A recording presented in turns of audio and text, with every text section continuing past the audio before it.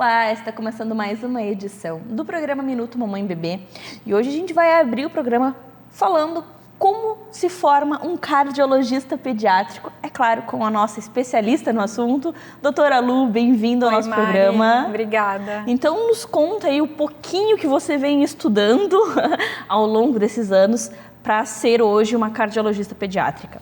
Então vamos lá. Começamos com a faculdade, 6 anos, né? Aí depois faz pediatria, alguns lugares, eu acho que todos já são 3 anos, na minha época foi 2, pediatria geral. Na pediatria geral, a gente acaba se encantando pelas especialidades ou excluindo-as do nosso rol, né? E aí, quando se resolve estudar o coraçãozinho dos bebês, das crianças, são mais 3 anos, normalmente. São 2 anos da clínica cardiológica, pediátrica, e depois, normalmente, o 3º ano é de ecocardio. Aí depende do serviço onde o profissional vai fazer o treinamento, né? Mas basicamente é os 6 da faculdade, mais a pediatria e depois a cardiologia.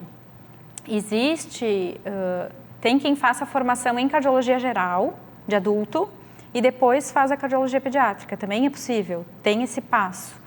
Só que já é um perfil de paciente muito diferente, né? Quem faz a pediatria primeiro e depois a cardiologia pediátrica já está acostumada desde o começo com examinar criança, com ouvir criança, ouvir pai, ouvir mãe. Normalmente é uma abordagem diferente, né? Com o adulto e com a criança é bem diferente. É bem diferente. A forma de conduzir uma consulta, né? Isso, é.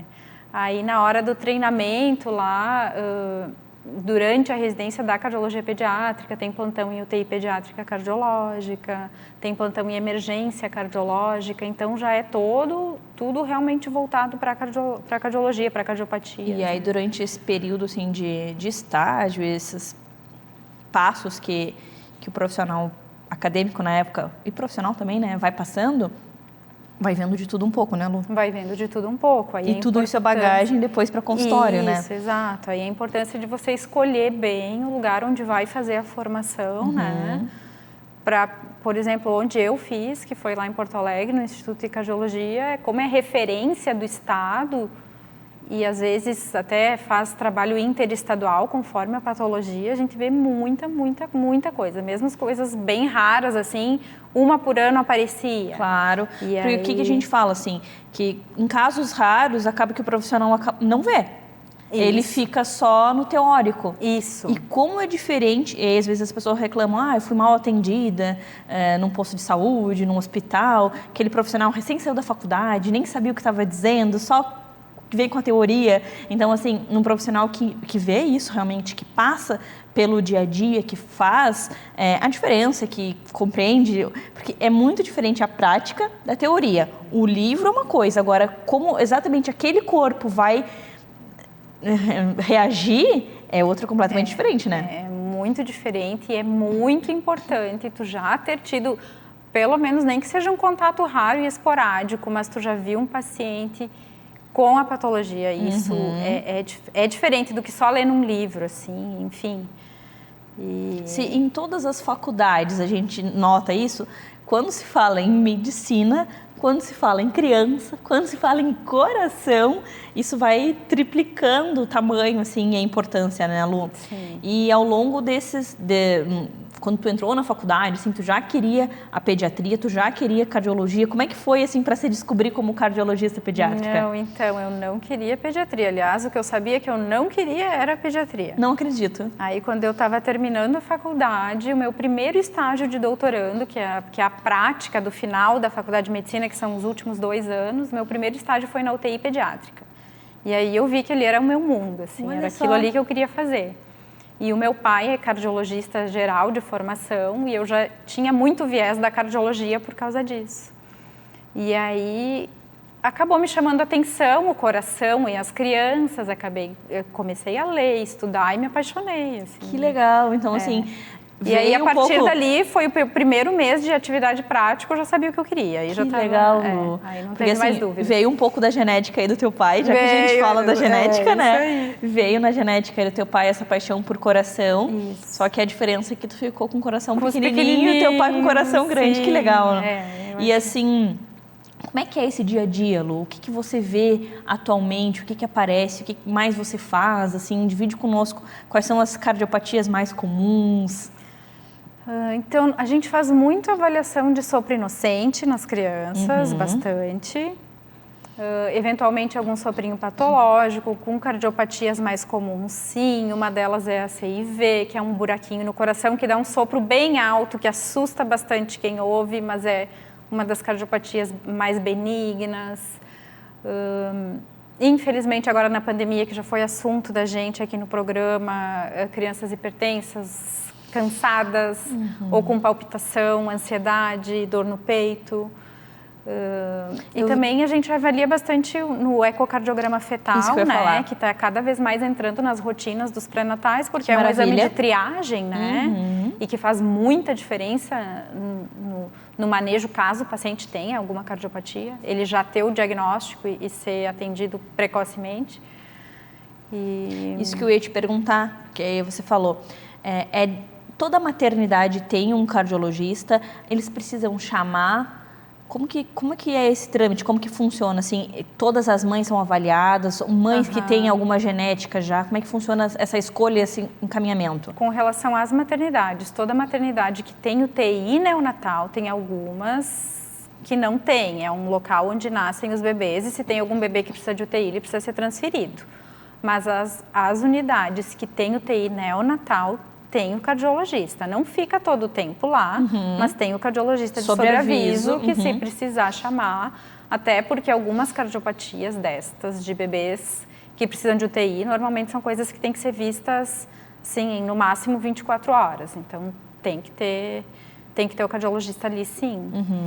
E daí, quando a gente fala no pré-natal, qual é essa escolha, assim, para a mãe já fazer um exame? Depende muito do obstetra ainda, mas já está entrando cada vez mais nas rotinas do pré-natal normal como exame de triagem, tá?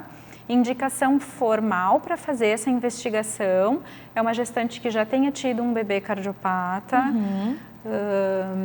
gestantes com determinadas doenças, patologia de tireoide, diabetes, ou diabetes tipo 1, ou diabetes gestacional, ou alguma outra doença tipo lúpus. Enfim. Seria esses quadros. Isso, ou um exame morfológico alterado, mas alguma coisa que chame atenção, que tem que avaliar. Entretanto, atualmente, esse exame está entrando no pré-natal como triagem já. Que interessante, Lu, adorei saber. Parabéns por esses anos aí de estudo, por hoje ser essa profissional que cuida dos coraçõezinhos dos nossos pequenos. Obrigada, até o próximo encontro. Até, tchau, tchau. Hoje a nossa pediatra, a doutora Amanda Ibagi, vai dividir conosco uma das histórias que ela acompanha. Ela é oncologista, então ela trabalha com crianças que estão, às vezes, em fase terminal, mas muitas vezes ela também tem melhoras super significativas. É isso, doutora? É isso, sim. E hoje tu vai dividir uma história aqui conosco. Vou contar um pouquinho, né, como a gente conversou até no outro programa, que eu falei como cheguei na oncologia, a gente sabe que hoje o câncer é uma doença super curável. A gente tem aí cerca de 75%, 80% das crianças que ficam curadas. Mas a gente tem esse número menor de 20% das crianças que não ficam. E como que a gente lida com essas crianças? Né? Quais são os cuidados que elas devem receber? Né? Então, quando a gente vai pensar que uma criança ela pode vir a morrer, a gente está fugindo contra toda a norma da vida, né? Porque quem tem que morrer são as pessoas que estão no final da sua vida. E os pequenininhos, a gente pensa, meu Deus, mas como que a gente vai lidar com isso? Então, muitas vezes a gente acaba investindo mais na criança, né? A gente fica mais preocupado porque ela tem a vida toda pela frente. Mas quando ela está diante de uma doença que é incurável, que às vezes a gente vai ter um câncer que a gente tratou 1, 2, 3, às vezes até 4 vezes, e essa criança não responde, a gente precisa pensar o que eu posso fazer por essa criança.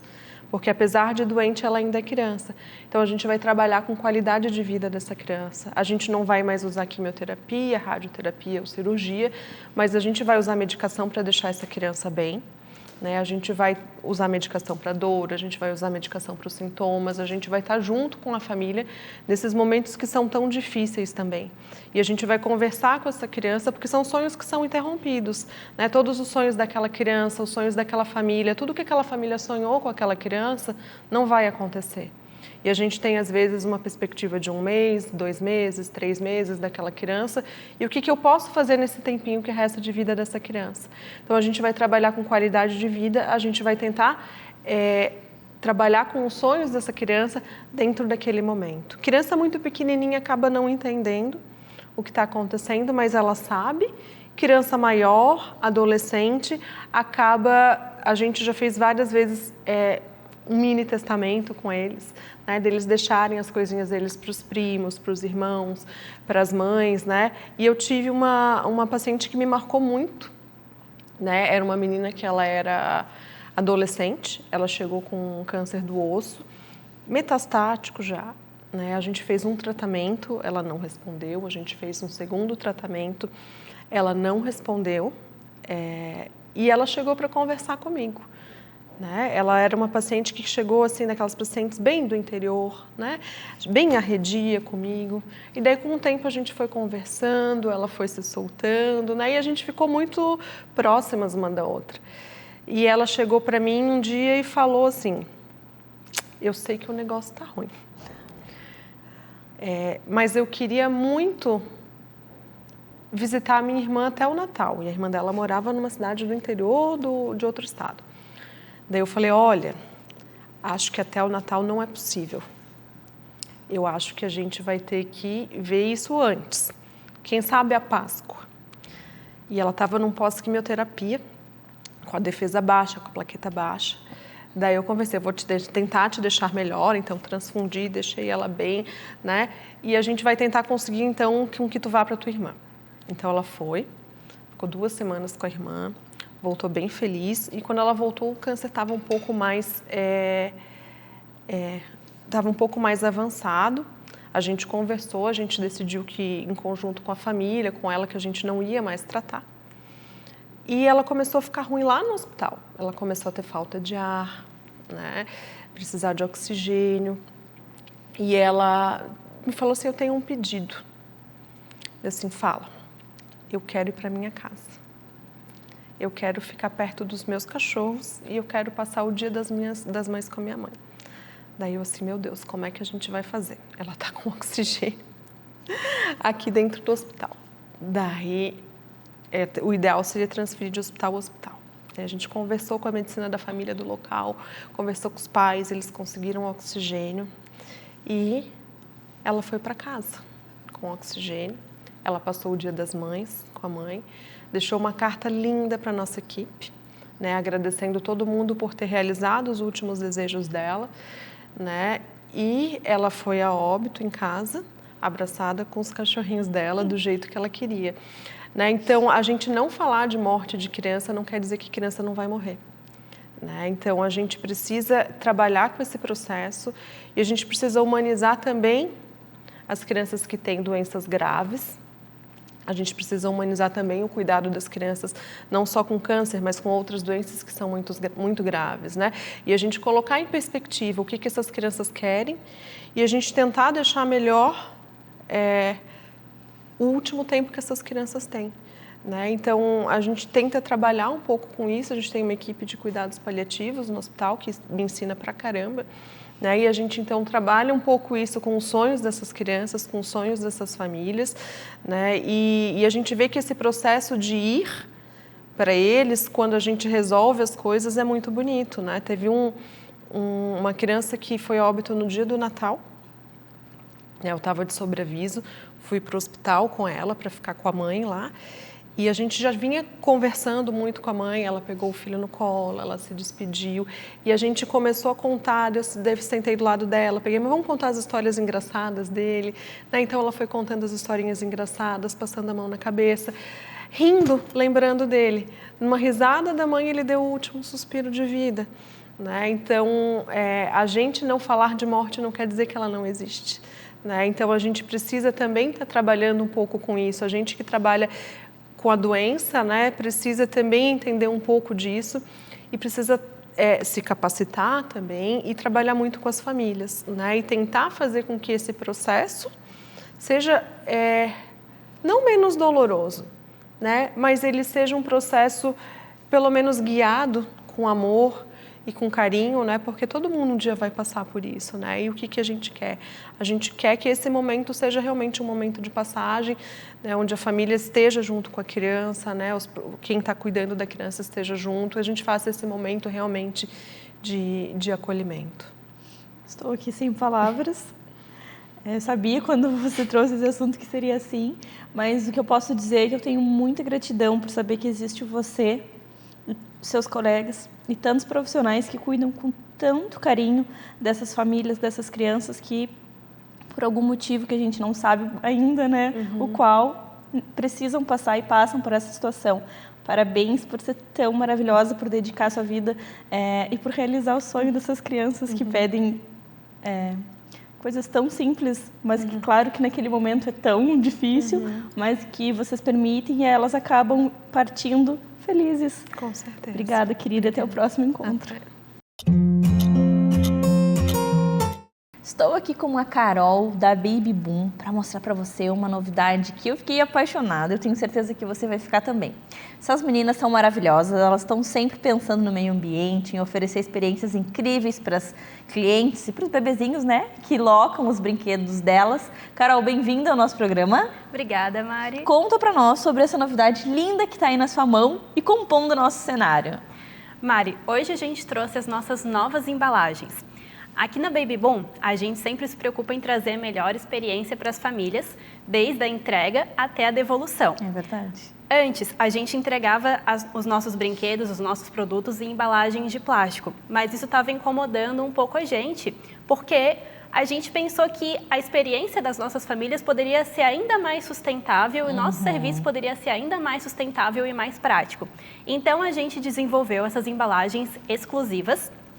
Elas são embalagens retornáveis de tecido e a gente está substituindo agora os nossos produtos. A gente está entregando os produtos nas embalagens de tecido e também nas embalagens de papel para ficar muito mais sustentável.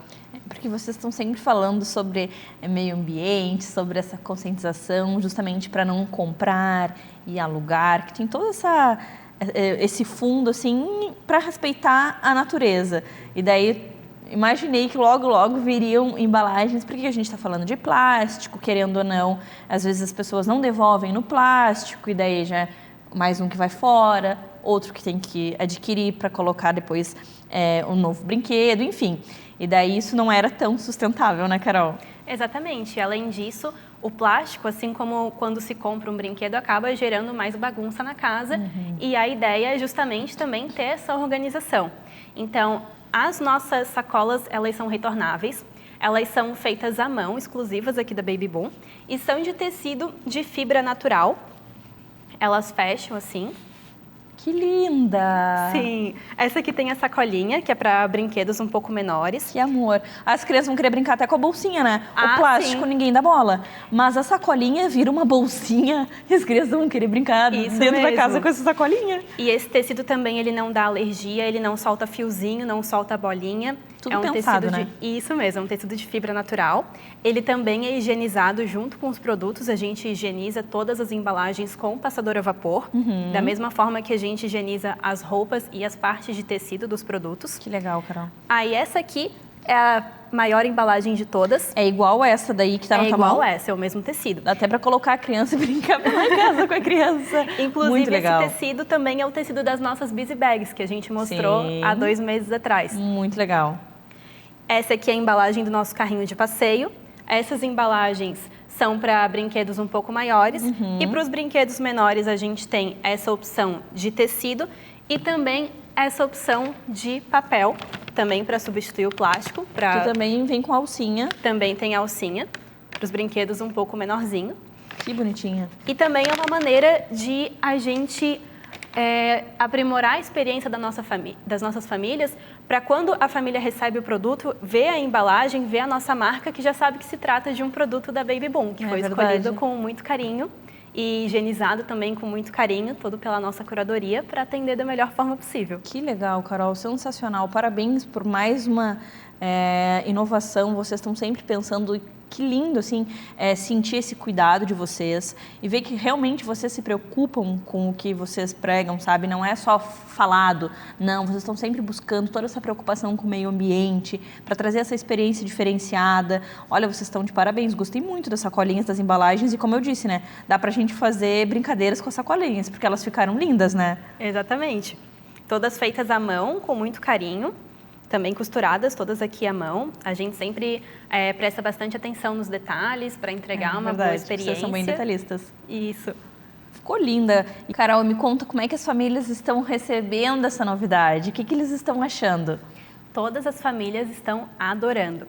A gente está trocando gradativamente as embalagens e sempre que uma família recebe o brinquedo na embalagem nova, na embalagem retornável, o pessoal elogia, o pessoal gosta muito.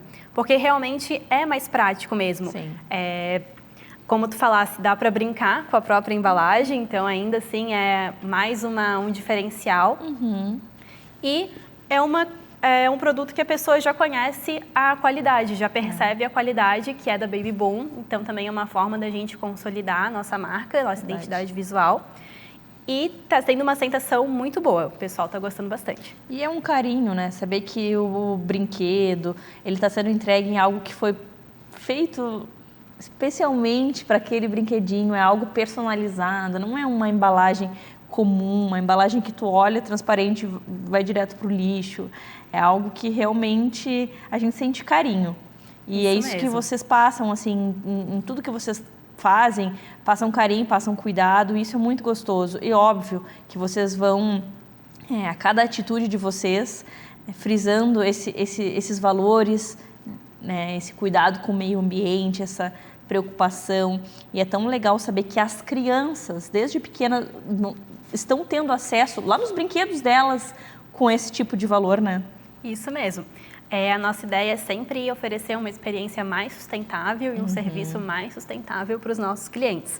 Então, por isso, a gente está substituindo todas as embalagens de plástico que a gente tinha antes. A gente está agora gradativamente substituindo por essas aqui de tecido, que são retornáveis, que a pessoa não vai jogar no lixo, que a pessoa devolve, ela é higienizada depois que é devolvida. Sim. E antes de ser entregue de novo para a próxima família, então continua tudo bem seguro. O brinquedo é entregue com a embalagem assim, fechadinha. Então, é a mesma segurança da embalagem anterior de plástico, mas de uma forma mais sustentável e também mais bonita, né? Adorei. Adorei, Carol, parabéns por essa inovação. Ficou incrível. Amei, tô louca para receber lá em casa uma embalagem dessas.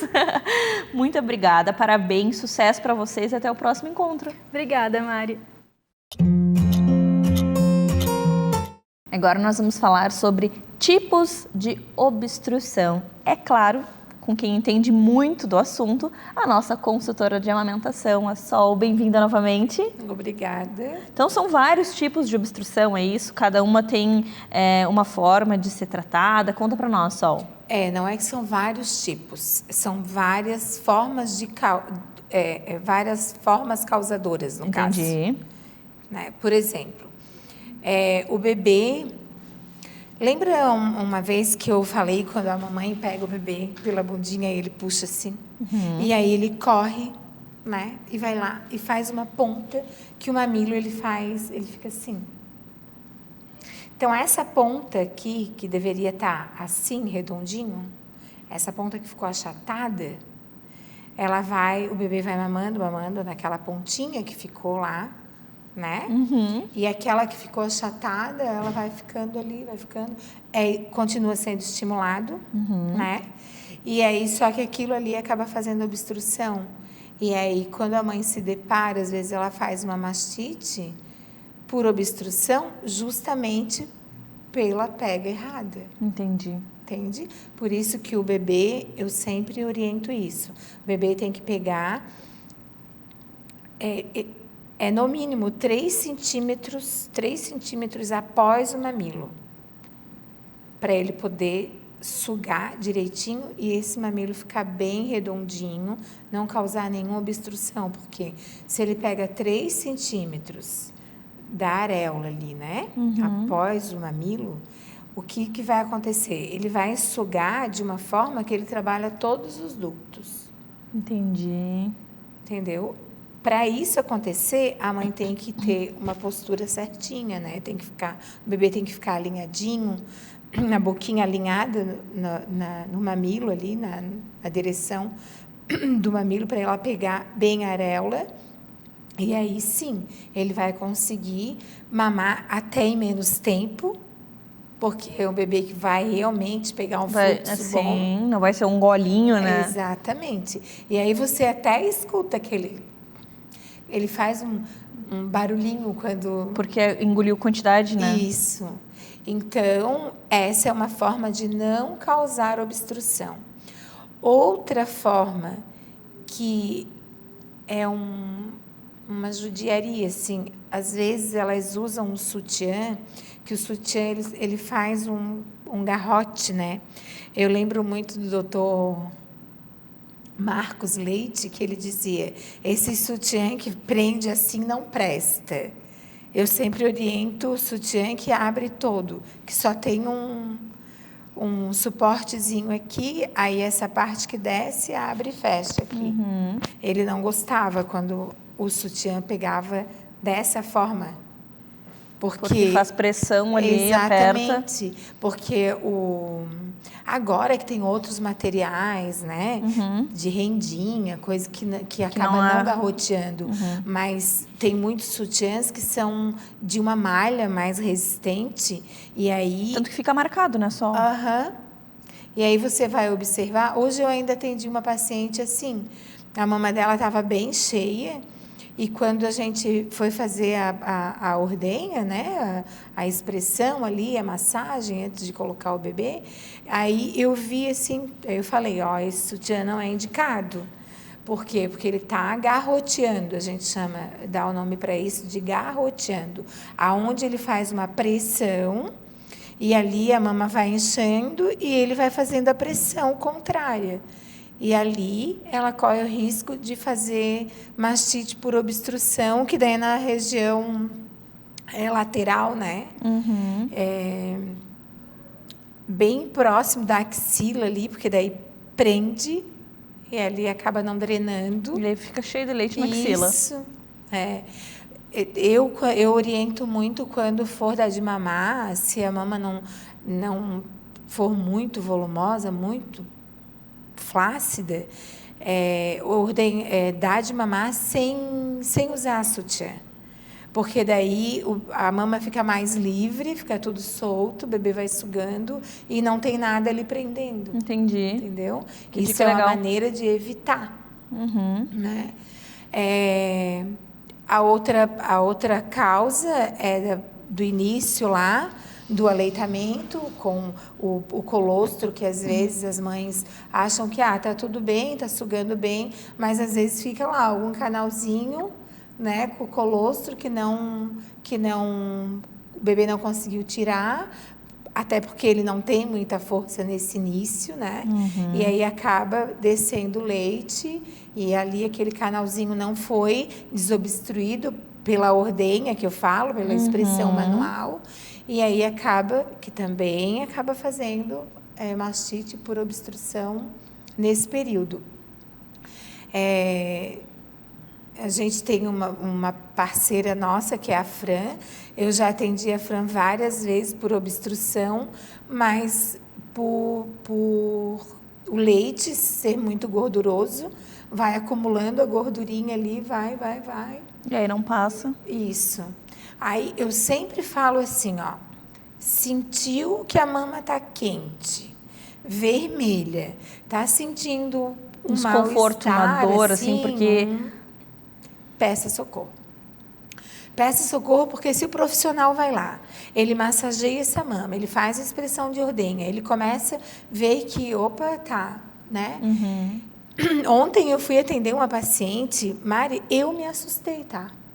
Eu me assustei, parece que tinha explodido o negócio. E quando deu aqui, porque tu sente que dá o clique ali no teu dedo, e aí veio tanto, mas tanto leite que o bebê se engasgou, fez uma bagunça. Sério, assim. Sol? Sim, porque daí eu coloquei ele para mamar e eu geralmente faço isso quando a mãe se queixa de tô fazendo uma mastite, né? Não sei o que está acontecendo. Eu gosto de botar, lembra o que eu fazia contigo? Lembro. Colocava a bebê para mamar e ia massageando junto. Só que essa mãe... É uma festa para eles, né? Só que essa mãe, ela estava tão obstruída, mas tão obstruída, que eu fui, de repente fez um... E o bebezinho começou... Eu levei um susto. Imagino. E o neném também, porque veio muito, né? Sim. Na hora e aí que, deu, desobstruiu. Na hora que faz a desobstrução, se o bebê não estiver mamando, ou se a gente tirar o bebê, como aconteceu ali, tirei o bebê e saía sozinho, assim, o chuveirinho. Imagina. Entende? Porque estava muito preso ali. Então, são essas coisas que tem que cuidar. Sentiu qualquer desconforto, peça socorro. Porque algo de errado tem. Algo de errado tem. Eu sempre digo, não coloca nada de quente, de frio, de nada. Sim. Né? Porque às vezes coloca gelo, a mama fica vermelha por causa do gelo. Então tem que ser avaliada antes. Às vezes põe compressa quente, aí faz vasodilatação, aí produz mais ainda. Exatamente. Né? Então não coloque nada, peça ajuda de um profissional. Sol, adorei. Né? Adorei entender as formas que causam, o que pode causar obstrução. E espero que você que está nos acompanhando também tenha gostado. E essa é a dica que a Sol dá e que eu sempre dou e todos os profissionais que lutam pela amamentação. Sentiu qualquer desconforto, está com dúvida, está com dor, entre em contato com um profissional para te ajudar, para não deixar se agravar e se tornar um caso muito pior, né, Sol? Muito pior. Muito pior, porque às vezes faz a obstrução ali, aí tem que entrar com antibiótico, né? Porque daí vira de um processo inflamatório, vira um processo infeccioso, se ele não for cuidado nesse momento. Adorei, Sol. Obrigada. Até a próxima. Agora a gente vai falar um pouquinho sobre a importância de encaminhar um paciente diagnosticado com anemia para um hematologista pediátrico. É claro que quem vai nos ajudar a compreender um pouquinho mais sobre esse assunto é a nossa hematologista pediátrica, a doutora Ju Maia. Bem-vinda ao nosso programa. Obrigada, Mari. Obrigada Ju, pelo convite. Quando então que a gente tem esse diagnóstico e aí a gente fala assim, não, família, busquem um hematologista pediátrico? Bom, essa é uma pergunta bem frequente pelos colegas, assim. Então, o que eu mais sinto é a dificuldade deles num tratamento, por exemplo, é um paciente que eles estão diagnosticando, veem que tem anemia, sintomas de anemia, procuram, coletam os exames iniciais, iniciam um tratamento, principalmente pensando em anemia ferropriva, e aquele paciente não tem nenhuma resposta, né? Então, alguns não esperam muito tempo do tratamento, alguns aguardam ali os primeiros meses, né? Às vezes tentam tratar de 3 a 6 meses conforme o protocolo, mas não encontram nenhuma resposta clínica, né? Nenhuma resposta ali hematológica e nenhuma resposta nos exames. Então, nessa situação, às vezes, eles precisam encaminhar para um especialista para a gente pensar em outras doenças associadas, né? Então, tudo vai ser importante nessa investigação, além de o hemograma, avaliar direitinho os parâmetros, se tem alguma alteração mais específica que chame a atenção, se é uma anemia microcítica, que a gente fala, em que o tamanho das hemácias são menorzinhas, né? Então, tudo isso chama atenção para algumas outras doenças que, às vezes, o colega segue num tratamento e, como não tem resposta, ele acaba não pensando em outros diagnósticos. Então, essa, né, seria uma das principais situações, né? Ju, e é perigoso o pediatra demorar para fazer esse encaminhamento? Eu acredito que a palavra não seja perigo, né? Eu acredito que seja, às vezes, esperar mais alguma resposta e não ver resultado, né? Assim, então, talvez meio desgastante até para o paciente que está fazendo algum tipo de tratamento e daí não é o tratamento correto. Exato. Ou então, porque ele tem, por exemplo, uma talassemia que não responde tanto a um tratamento para anemia ferropriva, já que ele não tem ferropenia. Muitas vezes ele pode ter 2 patologias associadas, né? Ele pode sim ter um quadro de anemia ferropriva, bem como a talassemia, que não foi diagnosticada ainda, né? Então, a história familiar é importante, saber se tem... Poxa, será que ninguém da sua família tem algum histórico de anemia, tem algum histórico de descendência italiana, por exemplo? Né? Então, isso é importante na investigação desses quadros, né? Entendi. E daí, quando chega esse paciente com essa dificuldade do colega pediatra em resolver a situação, o que tu começa fazendo? O que o hematologista pediátrico começa assim, bom, então vamos passar uma borracha e começar do zero? Como é que funciona? Não, muito pelo contrário. A gente aproveita bastante tudo que já foi tudo que já foi investigado, né? Muitas vezes o colega já entra em contato comigo, já me passa um pouco as angústias dele, tipo, poxa, Ju, tô tratando há tanto tempo e não tô tendo nenhuma resposta, ou esse paciente tem uma doença crônica, eu preciso da tua ajuda como hematologista para acompanhar junto, sabe? Então, nesse caso, a gente não começa do zero, avalia tudo que já foi feito, que já foi pesquisado, a gente conversa de novo para saber a história do paciente, quais são os sintomas, a história familiar, e daí sim a gente parte para a investigação mais específica. Ju, e a história familiar, ela conta muito? Tem muita genética envolvida nessas doenças? Tem bastante. Principalmente em algumas regiões que a gente tem alguns pacientes com talassemias que são mais de origens italianas, né? Então, até como a gente já falou em outras situações, se você tem alterações no teste do pezinho, aquilo também pode ser genético, né? Aquela anemia que não foi tratada corretamente, né? Então, pode vir à tona agora e a gente investigar a partir daí. É muito legal esse trabalho em conjunto, né? A equipe multidisciplinar trabalhando junto. Não é que aquele pediatra não vai mais cuidar daquela criança, daquela família. Não, ela, bem como você falou, vai entrar uma equipe, né? Vai entrar um hematologista e fazer esse trabalho em conjunto. A gente fala muito, né? Agora nesse tratamento multidisciplinar que vem dando super certo, né? Sim, claro, e é muito comum, né? Nós pedimos ajudas dos outros colegas, né? Então a gente está sempre questionando, tirando as nossas dúvidas, né? Então, essa é a importância do especialista mesmo. Naquele momento em que a pediatria geral é extremamente eficaz, a pediatria geral ela consegue cuidar da criança como um todo, mas chega uma hora que o pediatra geral vai pedir ajuda, né? Então, estamos aqui para isso, né? Sem dúvida. Assim como os outros colegas especialistas, nós sempre trabalhamos em conjunto. Então, vai ser nesse momento, principalmente em doenças crônicas, essas anemias não responsivas, né?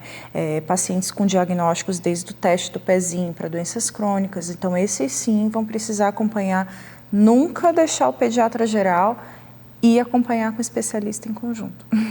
Ju, para a gente finalizar o nosso raciocínio, eu gostaria de saber se você tem algum ponto, mais algo para acrescentar sobre esse assunto que a gente vem debatendo.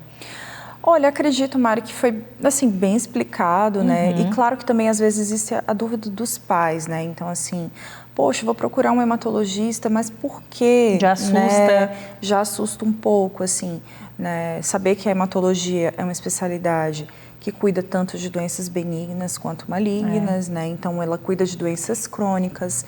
Então, todas as dúvidas em relação ao que está sendo investigado vai ser explicado, né, para eles, assim. Eu acho que o mais importante é tentar ajudar ao colega que está cuidando também, bem como a família, e a conviver com aquela doença se eventualmente se fechar um diagnóstico para uma doença crônica, né, que vai precisar de acompanhamento, assim. Adorei. Muito obrigada por dividir tanto conhecimento e ajudar as nossas mamães a compreenderem um pouquinho mais sobre esses assuntos que muitas vezes assusta a gente, né, Ju? Obrigada, até a próxima. Eu que agradeço, Mari. Muito obrigada.